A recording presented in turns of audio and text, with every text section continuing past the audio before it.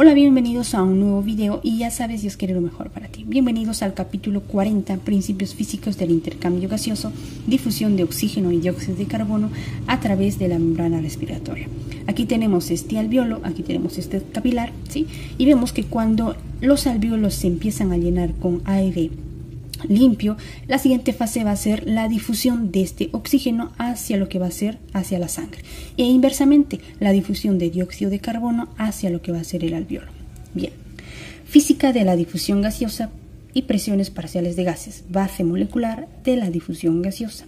En esta imagen tenemos varias moléculas y estas moléculas simples se mueven libremente, ¿sí? Y esto le vamos a denominar la famosa difusión, ¿sí? Ahora, esta difusión pues necesita energía. ¿Y de dónde vamos a adquirir esta energía? Pues de ellas mismas, ¿no? Va a ser gracias al movimiento cinético de estas mismas moléculas. Ahora, por ejemplo, tenemos aquí una molécula simple, libre, que no está unido a otras moléculas y pues el movimiento de esta va a ser lineal, ¿sí? El movimiento de esta es lineal y tiene una velocidad más rápida, ya que cuando esta ahora choque con otras moléculas, ¿sí? Esto va a producir un efecto rebote, ¿no? Cambiando las direcciones aleatoriamente y también aumentan la velocidad, ¿no? Bien. Difusión neta de un gas en una dirección, efecto de un gradiente de concentración. Bien, en esta imagen tenemos una cámara de gas donde tenemos aquí una concentración elevada, ¿sí? De un gas, ¿sí? Y aquí tenemos una concentración baja de un gas, ¿sí? Muy diferente. Ahora, vamos a ver que la difusión neta de gas va a ser de la concentración, donde está más, de la mayor concentración, hacia la concentración baja. Y esto implica que las velocidades sean diferentes, ¿no? La velocidad va a ser muy diferente a este desplazamiento de más hacia menos, y también la velocidad va a ser diferente si en caso este fuera hacia acá, ¿no? Pero acuérdense que la difusión neta de gas va de concentración elevada a una concentración baja. Muy bien, ahora veamos presiones gaseosas en una mezcla de gases, presiones parciales de gases individuales. En esta imagen tenemos varias partículas, ¿sí? Y aquí tenemos una superficie que nos está limitando, ¿no? En base a esta imagen vamos a poder definir qué es presión. La presión son múltiples impactos de estas partículas en movimiento contra la superficie, ¿sí? A eso vamos a llamarle presión. Ahora tomemos en cuenta que esta superficie fuera la vía respiratoria o alveolos, ¿sí? Ahora, vamos a decir un dato muy importante. La presión es directamente proporcional a la concentración de las moléculas de gas. ¿Qué quiero decir? Que cuando aumenta estas partículas o estos gases, ¿sí? A mayor concentración de estas partículas, mayor presión. A menor concentración de estas partículas, pues la presión también va a ser menor. Muy bien, en fisiología respiratoria se manejan muestras de gases, mezclas de gases, por ejemplo tenemos el oxígeno, nitrógeno y dióxido de carbono. Ahora, esto es bien importante, la velocidad de difusión de cada uno de estos gases es directamente proporcional a la presión que genere este gas solo, y esto se denomina presión parcial de gas, ¿sí? De este gas, ya sea de oxígeno, dióxido de carbono, etc. Por ejemplo, aquí tengamos al oxígeno. El oxígeno, ¿sí? Tiene una velocidad de difusión, ¿sí? Esa velocidad de difusión depende la presión que genere este oxígeno, este gas que está solito en esta superficie, ¿sí? Entonces, a eso se denomina presión parcial de este gas, en este caso del oxígeno, ¿no? Ahora, todo esto lo que nos quiere decir es que cuando la presión parcial de este gas es mayor, a mayor presión parcial del gas, mayor velocidad, ¿sí? Al contrario, cuando la presión parcial sea menor, pues la velocidad también va a ser menor, ¿sí? Bien. Muy bien, ahora, considerando que el aire tenga 79% de nitrógeno, 21% de oxígeno, ¿sí? aquí está nuestra superficie, vamos a decir entonces, según esto, que la presión total de esta mezcla a nivel del mar es en promedio de 760 milímetros de mercurio. Sí, esta presión que está aquí adentro es de 760 milímetros de mercurio. Si nosotros desglosamos esto para ver cuánta presión está aportando cada uno, vamos a ver que 600 milímetros de mercurio ha sido producido por el nitrógeno, ¿sí? Aquí en estas pelotitas más oscuras va a hacer nuestro nitrógeno, sí, que está generando una presión de 600 milímetros de mercurio. En cambio, vamos a ver que 160 milímetros de mercurio ha sido gracias a lo que va a ser el oxígeno solamente, ¿sí? Entonces, ¿cómo sacamos esto? Esto va a ser por la suma. Sumamos este impacto que ha tenido cada oxígeno con la superficie, ¿no? La suma de presiones individuales nos va a dar la presión parcial de oxígeno, porque solo estamos haciendo con oxígeno, ¿sí?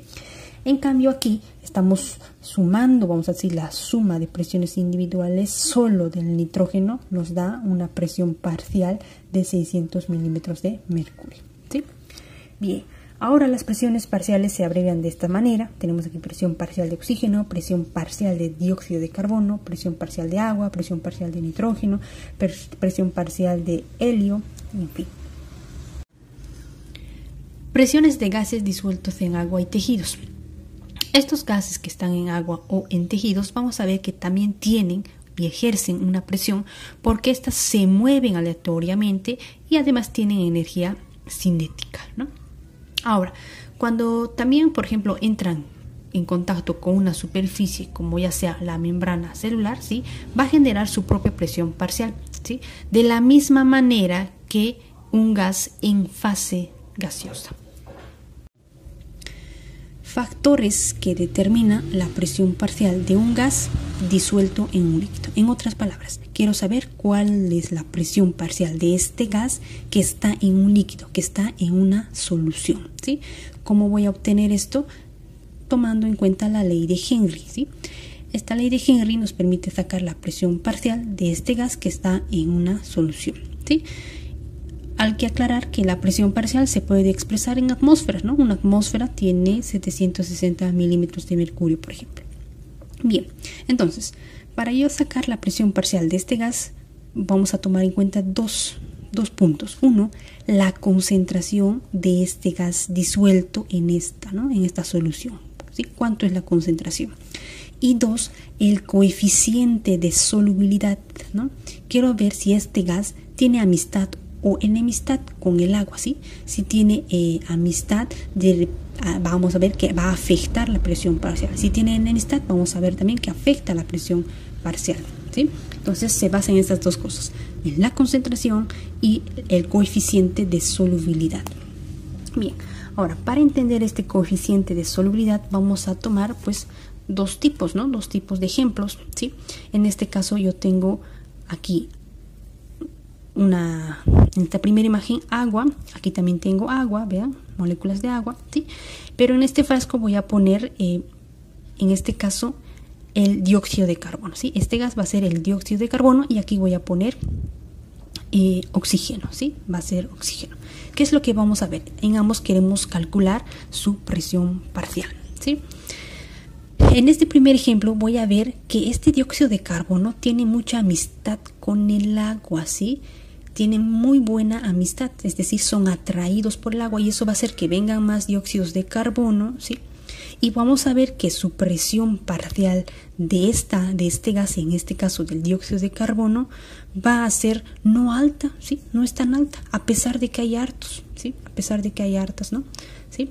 ¿Por qué se va a dar esto? Porque el dióxido de carbono es muy soluble, 20 veces más soluble que el oxígeno, ¿sí? Es muy soluble con el agua, es muy amiguito, ¿no? Con el agua, ¿sí? Y esto no genera un exceso de presión parcial. ¿Por qué? Porque es amigo del agua. En cambio acá, en este caso, el oxígeno no es atraído por el agua, no son atraídos por el agua, vale decir, van a ser repelidas, sí, son repelidas, y vamos a ver que esta situación va a generar una presión parcial elevada, ¿sí? La presión parcial va a ser mayor, ¿sí? ¿Por qué? porque son repelidas, ¿no? Son repelidas, ¿sí? No se atraen. Bien. Entonces podemos decir que el dióxido de carbono es 20 veces más soluble que el oxígeno, ¿sí? Bien. Entonces ahí vemos las diferencias en cuanto a el coeficiente de solubilidad, que influye mucho en la presión parcial. Aquí de este gas su presión parcial es menor, ¿sí? Y aquí vemos que el oxígeno su presión parcial es elevada. Muy bien, difusión de gases entre la fase gaseosa de los alvéolos y la fase disuelta de la sangre pulmonar, ¿sí? Aquí tenemos este alvéolo que le vamos a llamar la fase gaseosa, y aquí tenemos a los capilares que le vamos a llamar la fase disuelta de la sangre, ¿sí? Aquí vemos el oxígeno que pasa de la fase gaseosa a esta fase disuelta de la sangre, y aquí el dióxido de carbono que de la fase disuelta va a la fase gaseosa, ¿sí?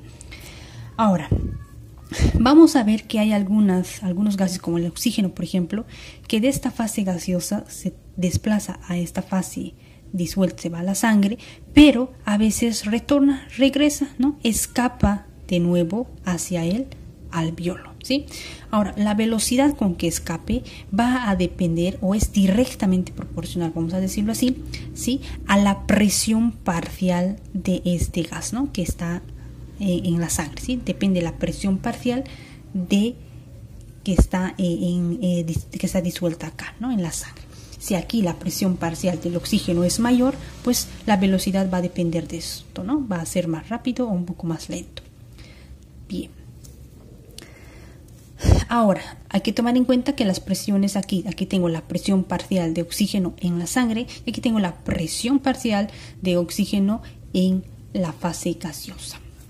Bien, ahora aquí tenemos algo bien importante que mencionar, que la dirección de la difusión neta del gas va a depender de qué. Está determinada, uno, por la diferencia de las dos presiones parciales, ¿sí?